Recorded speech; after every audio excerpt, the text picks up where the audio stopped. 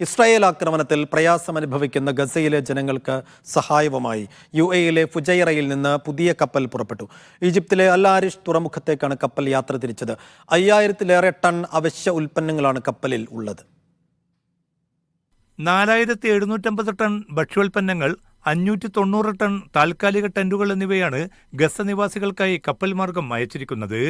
UAE-യിൽ നിന്ന് കപ്പൽ മാർഗം അയക്കുന്ന ഏറ്റവും വലിയ ജീവകാരുണ്യ ഉൽപ്പന്ന ശേഖരം കൂടിയാണിത്.